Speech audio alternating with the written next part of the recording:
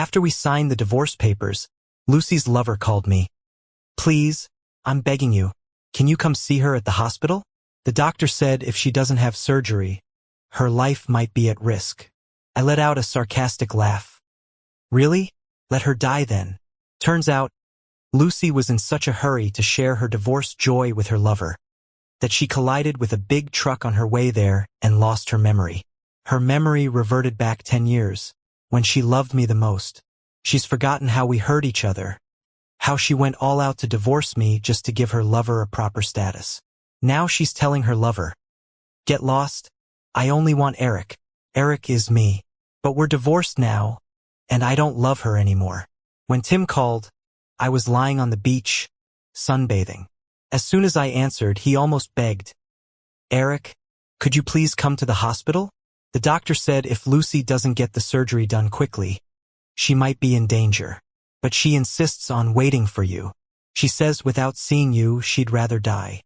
I let out another laugh, like I just heard the funniest joke ever, and lazily replied, "Oh really? Then tell her to go ahead and die." I hung up. He kept calling, so I just blocked him. Soon after, Lucy's assistant Bella messaged, filling me in on everything. Lucy, eager to share the good news with her lover Tim, had crashed with a truck after we signed the divorce papers. She was badly injured, her ribs were broken, and her leg was probably fractured too. These are reparable, but the most serious damage was to the brain, where internal bleeding was pressing on nerves, causing her to lose almost 10 years of memory. So now her mind is stuck 10 years ago when she was 18, when she was head over heels for me, when her eyes could see no other woman but me. But now she's 28. She doesn't love me anymore, and we're divorced. I have no interest in getting tangled up with her again. Whether she lives or dies doesn't concern me. As I thought about it, I suddenly received messages from Lucy herself. A whole load of them. She seemed really agitated. "Baby, did we get married later? Did I finally marry you? Why would I divorce you? That's impossible. Absolutely impossible. They showed me the divorce papers, said I personally arranged them. You have to believe me, it must have been my other persona, or maybe I was possessed. It wasn't me. I love you so much. How could I marry you and then not want you? That Tim. Who is he? God. He's so ugly. How could I ever like a guy like him? Baby, come back. If you don't come, I won't have the surgery. Without you, life doesn't mean much." Lucy hadn't called me baby for years. She forgot her baby was never really me again. She also forgot this tone was no longer how she spoke to me. There's a gulf between us that can never be crossed, beyond cute acts or pretenses. I put down my phone and covered my face with a big sun hat, feeling restless. In my mind, the 18-year-old Lucy overlapped with the 28-year-old one. Those moments of love and hate intertwined as if playing out in a bizarre dream. The night after the college exams, 18-year-old Lucy stood in the rain outside my house all night, catching a fever. Yet she was as excited as a kid. "Eric, you said you didn't want to affect your studies, now it's over. Can you give me a chance? If not, I'll just wait until you say yes." But 10 years later, the 28-year-old Lucy left me in the pouring rain to celebrate her lover Tim's birthday. "We lost the baby later," she said. "We're divorcing anyway. No child is better for you in the future." I went to the hospital alone for surgery. Heavy bleeding, needed a signature from a family member, but she was nowhere to be found. Tim answered the phone in the end, saying, "Lucy's in the shower, exhausted. She's busy later. Probably doesn't have time for you." Thinking of that, I shut my eyes in pain. The 18-year-old her truly loved me, and the 28-year-old her truly didn't. I can't forgive, I won't forgive. Suddenly, Lucy called. I took a deep breath, answered. "Baby, is it you? I'm sorry. They told me everything from these years. I hate myself so much. How could I have done this to you? They said we started a business together, and the divorce papers said I'd give you half of the shares. I want to change it, give them all to you. I don't want anything. Just agree. Come see me, please. Okay? Also, it seems like I'm quite rich. I'll give all my money to you." "Lucy," I said calmly, "you're just amnesiac now. Once everything comes back, you'll regret all this." It's over between us. The one you love isn't me anymore. Be rational, stop bothering me. Okay? No. I'm bothering you on purpose. I'm totally rational. Impossible for me to not love you. Either way, if you don't come, I'm not getting treated. Then don't treat it, just wait to die. After hanging up, I switched my phone to airplane mode. Suddenly, some clouds rolled in across the blue sky, and the wind started picking up. Looks like rain's coming. I slowly headed to the hotel, the wind lifting my long dress and tangling my hair across my face. My mind was in a mess. I admit, I missed the 18-year-old version of Lucy, the one with only eyes for me, who'd defy the world to be with me. But so what? That version of her is gone. Amnesia is temporary. Once she remembers, all that's left is a mess. No point in reconnecting. Lucy and I got together officially after college exams. From college campus to wedding aisle, 7 years dating, 3 years married, everyone admired us. They always said if you ever stop believing in love, just look at us, and hope would be restored. But we let them down. We divorced. Because of infidelity. I knew from the start Lucy was with her assistant. Didn't call her out, first from feeling helpless, then from exhaustion. I knew nothing I did would change the fact she didn't love me anymore. So, holding on to the gains was the practical move. Realizing this, I stopped obsessing over love and instead frequented the office, building relationships with clients and suppliers. Meanwhile, I sought new suppliers and collaborated with them to develop new products, aiming to innovate and boost market competitiveness. Lucy didn't understand why I became so driven. By the time the divorce was proposed, I'd secured 50% of the shares and wanted the house, car, and savings to all be mine. She disagreed, but it was out of her hands. Tim was pregnant at the time, leaving her no way out. If she wanted to keep her reputation intact, she had to agree to my terms. She signed the divorce papers, clenched teeth and all. I still can't forget the way she looked at me. Disgust, shock, disbelief, maybe even hatred. She said, "Can't believe the one who tricked me the most was the person I shared a bed with." I admit, I was wrong about you, Eric. Didn't think you were so heartless. I didn't bother arguing. I got rid of the woman who was a wreck and secured the assets I deserved. I felt satisfied. I'm a businessman. I care only about results. If the results are good, everything else is gravy. The rest doesn't matter. As for what Lucy said about giving me all her shares and money, that was something she'd say when she was 18, deeply in love with me. But at 28? No way. At this age, she was petty, calculative, and selfish. She always put her interest first, fiercely guarding what was hers and scheming for what wasn't. We didn't have love anymore, only a struggle over benefits. But I had my limits. I wouldn't take advantage of her when she lost her memory. I didn't take her proposal to change the divorce agreement seriously. After getting back to the hotel, I took a nap, woke up, and it was dusk. Fired up my phone to see a message from Lucy's mom. "Are you happy now? My daughter tried to kill herself, and she's in critical condition. Never thought you could be so cold. After all the years together, you just leave her like this. So what if she cheated? So what if she did something wrong? Was it worth her life?" I didn't reply, and she messaged again. "Please, Eric, come to the hospital. I'm begging you. Name your price. 30 grand? How about 50 grand? I just want my daughter to live. She's my only child." My gut told me we weren't done, even if I didn't visit her. The 18-year-old Lucy went to any length to win me over. Plus, we had only signed the divorce papers. The process wasn't finalized, so legally we were still married. I decided to visit her. Seeing her in bad shape would give me peace of mind. I replied, "Deal, send the money, and I'll book a flight." She responded immediately. Lucy was out of the woods when I reached the hospital, transferred to a regular room, but wrapped in bandages and plaster, looking a mess. The moment she saw me, her eyes lit up. "Baby, you came. I knew you wouldn't leave me. 50 grand. What?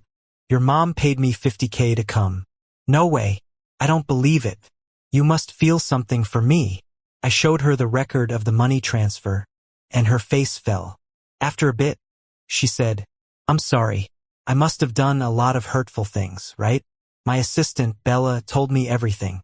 She said I cheated with my secretary and hurt you for him multiple times. I don't know why I became like this, but I'm certain I love you. Lucy, saying this now doesn't change anything. Your memory will return, and you'll remember all our painful moments.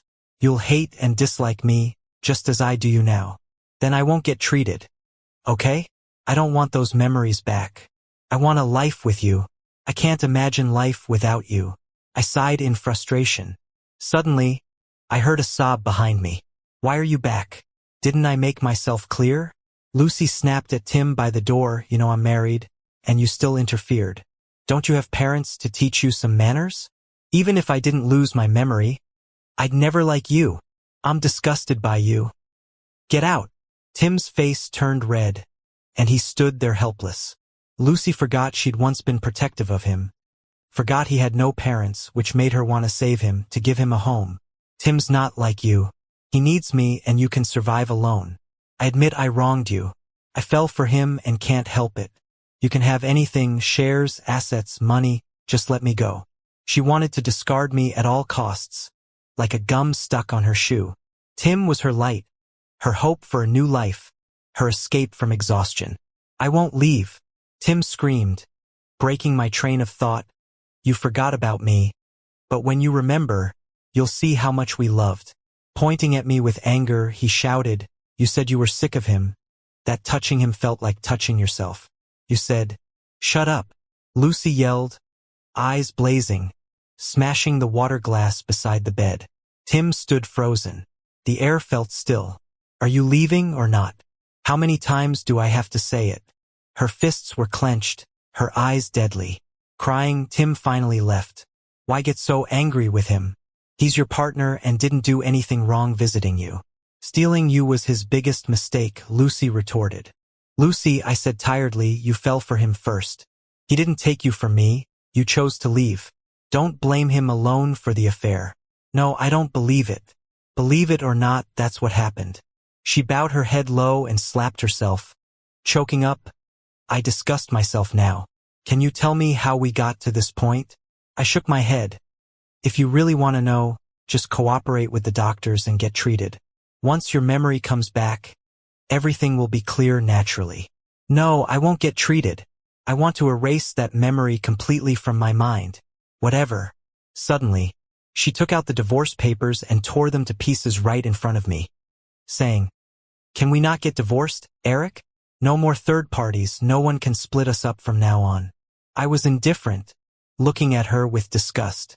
Her eyes reddened, and she mumbled helplessly, you won't forgive me, will you? I stayed silent.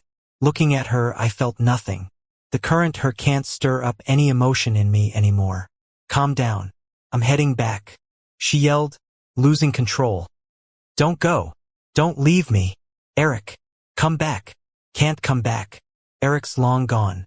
The deep wounds, they swallowed me at night again and again, dragging me into an icy pit. I've walked through all the thorns alone, survived every bone-chilling winter. There's no way I'd deceive myself and repeat the past just because of your memory loss. Lucy, when I loved you, I'd do anything for you. Now I don't love you anymore. You couldn't hurt me even if you tried. Back home, I packed up all her stuff, putting it all by the door, and texted Tim. Come get her things, or else I'm tossing them in the trash. He didn't reply, but I knew he'd come. He's been waiting for this day a long time. Just didn't expect the outcome to be the opposite. Lucy not only didn't cut ties with me, but clung even more. And him, not only did he fail to take over, Lucy now despised him. When he came, his eyes were red, looking at me less than friendly. You must be feeling pretty proud now, right? Lucy's completely forgotten me, only thinks of you. But it's just temporary. I'll wait for her memory to come back, however long it takes. And you're already out.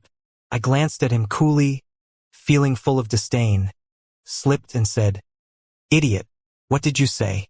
Nothing, I said sincerely, just thinking you're so stupid. You.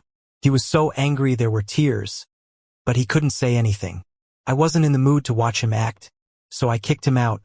Just go, and make sure to get her the best doctors. Otherwise, you'll be a side piece forever. He finally stopped talking and left in a huff. If he were smart enough, he wouldn't have come to bother me now. After all, his only support was Lucy's love. And now Lucy doesn't remember him at all.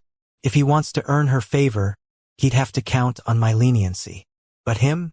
He doesn't see the bigger picture, seeing me as an enemy. So I'm gonna make sure he can't survive. After he left, I stared at the empty house, thinking about how to handle it. This place holds all the memories from 3 years of marriage with Lucy. Living here is not an option, it's tainted, so selling it is the only choice. I remember when we first bought this house. Lucy excitedly spun around the living room with me, saying how it felt like a dream to finally have a home of our own. But later, she sneaked him into our home while I was on business trips. They cooked in the kitchen, lounged on the sofa watching movies, stood on the balcony enjoying the breeze, and I even found used in our master bathroom trash can. Yes, Tim had reasons to mock me, thinking he was the victor. He was convinced my relationship with Lucy was void of love, believing his presence saved her. So much so that he'd flaunt in front of me, as if me not divorcing was embarrassing myself. But agreeing to divorce wasn't for him, it was for me. Continuance between us was doomed. But the divorce had to wait for the right moment, like when I held power in the company, like when I could maximize my own interests. Days were busy with house selling. Then I suddenly got a call from the company. Eric, something big happened. Please talk to Lucy. She's behaving like a child. Customers are pushing us, yet she says she's done. Without her husband, what's the point of work? We're risking contract breaches. Also, she's upset a lot of suppliers and several aren't willing to work with us anymore. I listened in silence. Since everything was planned, I wasn't surprised, and just said to leave it and let her wreak havoc. I knew the 18-year-old Lucy. She was hopelessly in love. All she thought about was being with me. Knowing the company was my hard work, she wanted to destroy it with her own hands, to make me look back at her. But she didn't know I didn't care anymore. Her antics meant nothing now. Once my new company is built, nearly half of the key people will follow me. That company will just become an empty shell. Since I wasn't reaching out to her, she soon couldn't sit tight. Aren't you obsessed with the company? They say you're a workaholic. So, I drove away clients, upset suppliers, and you still won't scold me? Lucy, I calmly replied, you're only amnesia-stricken, not brain-dead. Can you stop this childishness? Then I hung up. She kept calling, so I just blocked her temporarily. Didn't expect her mother to show up. I was having a realtor over for photos when she arrived, and he wasn't surprised, but cautiously asked if we could talk. Say whatever you have to. I'm busy, as you can see. Eric, you've called me mom for 3 years. Can you not take that tone? Tears glimmered in her eyes. My daughter is in a bad place. You know she's my only child. Her dad passed early, and I'm all alone. Stop. What's your point? Could you not divorce her? Even just pretending to get her to agree to treatment. She only listens to you now. I have no other way. So Lucy completely cut Tim off, seeing him as a monster. Whenever she saw him, she'd get agitated, believing he started all of this, believing without him we wouldn't be divorcing. She even said if she couldn't earn my forgiveness, she'd abandon treatment. But I just don't care. Lucy's mom seemed to know it too, almost got down on her knees begging me. It had me shook for a bit. Was this the same woman who once forced me to divorce her daughter just because she found out Tim was pregnant? Guess you can't really feel the pain until it hits you directly. Now, she was just a mother afraid of losing her daughter. No surprise she'd be so humble. Sorry, I can't help you. I flat out refused. You know how your daughter treated me back then? Do you really think I can just let it go and act like we're in love again? If I remember correctly, your husband cheated too, right? And when he died, you didn't shed a single tear. You didn't forgive him, did you? So why make things hard for me? The light in her eyes dimmed, and she gritted her teeth before saying, I'll give you $500,000 more if you can convince my daughter to get treatment. I just want her to be okay. Deal. She looked at me, not quite believing. What did you say? I smiled and repeated, I said deal. Transfer the money now and I'll go right away. Why not? I'm a businessman. I'm all about the profit. If playing along gets me $500,000, it's worth it. though it's way more involved than just getting paid for showing up like last time. On the way to the hospital, watching the scenery roll by, I felt a release like never before. I truly had no feelings left for Lucy. People's capacity to endure is way higher than we think. Those hurdles you think you can't get over, you eventually do without trying all that hard. I remember shortly after I lost my child, Tim got pregnant. Lucy's mom was all about tearing us apart, saying the nastiest things. Tim, with the backing of Lucy and her mom, humiliated me nonstop, even at work, forcing me to step down. Sarah from the company played along with the wind, always having a laugh at my expense, openly and covertly. Eric's got an iron heart. If I were him, I'd have broken long ago. You don't get it. Eric can't abandon the company. It's his life's work, proof of his love with Lucy. So what? Lucy doesn't love him anymore. She's got someone new. It's his fault too, acting more like a man than a woman. I'm telling you, men don't like powerful women. Who cares about men liking them? She's justified in cheating? We're just here for the paycheck, no point poking into their business. Just know where you stand. Don't tick off Tim. He's riding high right now. None of this fazed me. I was secretly gutting the company. Outwardly, I played the perfect victim, always fighting with Lucy, like a scorned wife. That made Tim more bold. He said, "It's pathetic to cling on like this. You can't keep her heart, yet you're happy working for her. Don't you know the money you're making for the company will end up all mine?" I acted like I hated him, hitting and shouting, telling him Lucy and I wouldn't divorce, and he'd always be the side piece. This baited him into pushing Lucy for recognition. He fell right into my trap, but he still managed to trip me up before. Actually, he and Lucy's baby was a lost cause to begin with. But to frame me, he made it look like I caused them to lose it, then cried, "Eric, I know you hate me, but you didn't have to harm me and Lucy's child." Even later, when I proved my innocence, Lucy still claimed I was vengeful, as malicious as a snake. I didn't even bother arguing. When we signed the divorce papers, Lucy said, "We were together for 10 years. No need to make it ugly. Since you know everything, let's stop the torture. Just be straightforward. Name your price." I told her I wanted half of the company's shares, all the houses, the cars, and existing savings. She wasn't on board at first. I said, "Then we won't divorce. Tim stays the side guy, and your child will be a bastard forever." At that moment, her look of disgust switched to hate. But I didn't care. I realized the young person who once had only me in his eyes was long gone in the flood of time. Fine, keep your person, but not a penny less. Lost in thought, I arrived at the hospital. Just as I reached the hospital room door, I heard shouting and a girl crying inside. Walking in, I saw Bella, tear-streaked, standing in the corner, while Lucy screamed at him to get out, throwing everything she could lay her hands on. When she saw me, she calmed a bit. "Eric, you came to see me?" Had that look in her eyes appeared before Bella, I might have been touched. That's what she looked like when she loved me, and I remembered that. Now, it was just disgusting. I masked my feelings, sat by her bed, soothing her. "Lucy, you don't really want to divorce me, right? You want to be with me forever. I came today to tell you I've agreed. But there's a catch. You have to heal first." "Really?" She grasped my hand in excitement. "But how can I trust what you're saying is true?" "Fool. We just signed a divorce agreement. We haven't officially filed. Legally, I'm still your spouse. You don't want it and I can't leave." She was doubtful, so I pressed on. 10 years, we've been together 10 whole years. How could I not feel something just because you got sidetracked a bit? All I ever wanted was for you to turn back. Since you're sure you don't love Tim, and it's me you love, the obstacle's gone. She finally saw some hope, nodding hard at me. Tears glimmered in her eyes. She was wheeled into surgery, repeatedly telling me, "When I come out, I want you to be the first thing I see." I smiled at her. "Sure, don't worry." But deep down, I knew if the surgery was successful, I probably wouldn't be the first one she wanted to see. After she was wheeled in, Tim approached me harshly. "You did what you came to do. Aren't you leaving? Thinking you'll reconcile with her? She'll remember soon.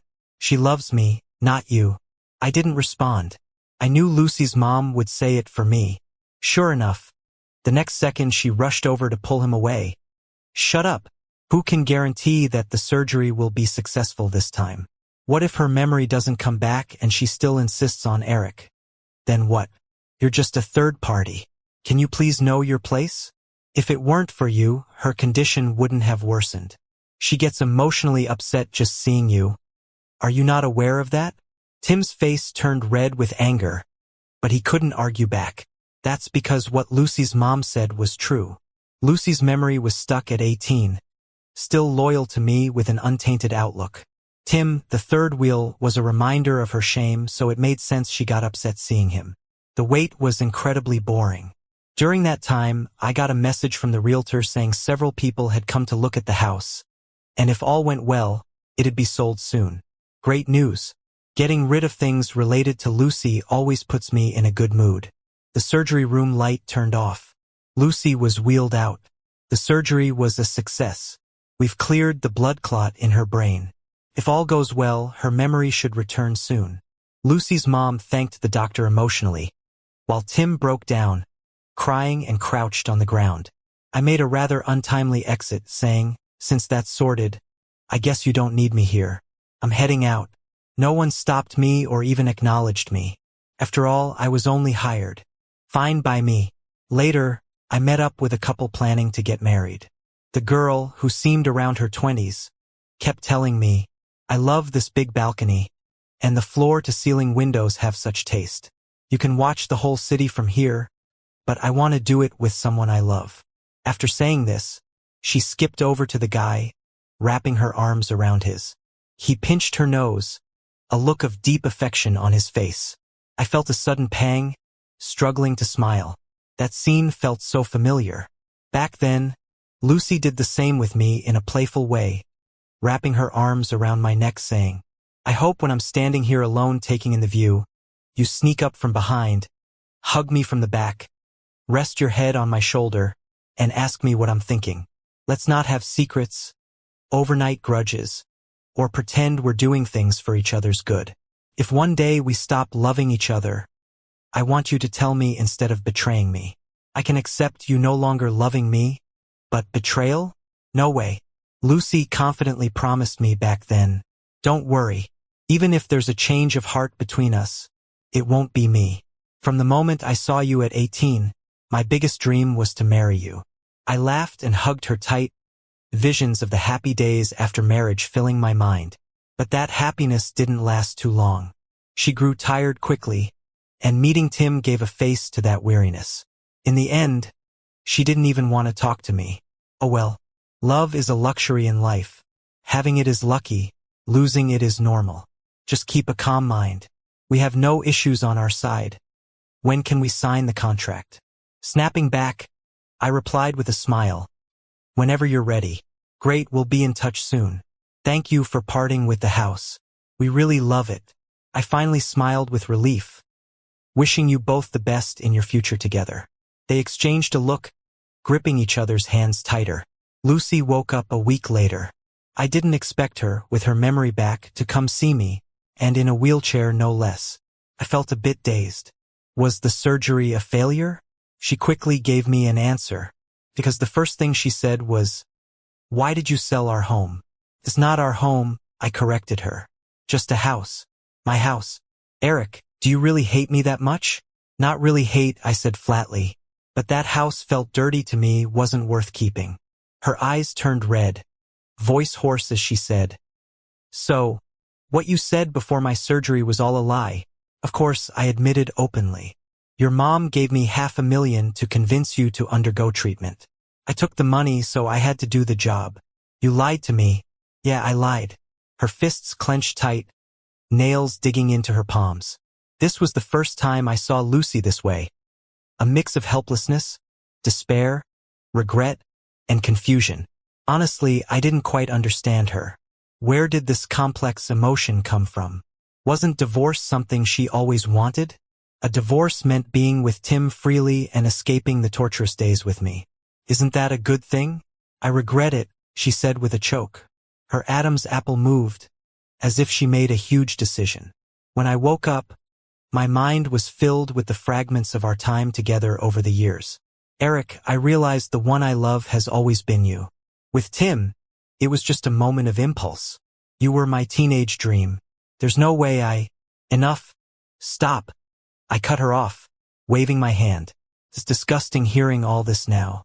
How you feel doesn't interest me at all. What I do know is you're someone I've spent my life wanting to get away from. Not hating you is my biggest kindness. If you keep this up, I'll look down on you and feel ashamed I ever loved you. She wanted to say more, but I interrupted her. Find some time to handle the divorce proceedings. You want to, she paused, modify the divorce agreement? Was she backing out? Planning to change the asset division? My heart tightened, but to my surprise, she said, I don't want the company's shares. They're yours. Consider it compensation. I'm leaving with nothing. I nodded. All right, you should. After the divorce, Lucy never sought me out again. But I heard Tim, and she had a huge fight. He vowed to make me pay. And for the first time in her life, Lucy got physical, threatening him. If you dare touch Eric, we're done. Later, they broke up. Tim wouldn't stop pestering her, demanding she be responsible for him, so she left for Africa all alone. As for me, I definitely didn't want to keep my mind on their messy situation since I needed to regroup and make the company even better. While I'm at it, I'll get rid of the fence-sitters who sided with Tim earlier. Honestly, this company was founded by Lucy and me. I know more about the products, customers, suppliers, and marketing channels than she does. Since she gave up her shares and changed the legal representative, there's no need for me to file for bankruptcy or start a new company. After all, we have a history. People can be unreliable, but a company that makes money? That's worth holding on to. Money is more important than people, and it's definitely more loyal too. Later on, I heard from colleagues that Tim's affair got exposed and shared online. He lost his reputation, and no company would hire him. He sheepishly returned to his hometown and married someone there. Turns out that person is prone to violence. He's living a predictable life now. At a school reunion, I heard Lucy had run into trouble in a primitive African tribe during a riot and hasn't returned. Some say she's settled down there and won't come back. Others think she simply can't come back and might not even be alive. When people ask me about her, I just say I don't know, and that we haven't been in touch since the divorce. I end up getting updates from them. These classmates once saw how in love we were and envied our marriage. Now all that's left is sighs and reflections. I feel the same way. Walking through the school campus, memories flood back. People change easily but pretend they don't. Lucy, I don't regret that we were in love. It just stings to think about it. So I won't think about it anymore. Goodbye.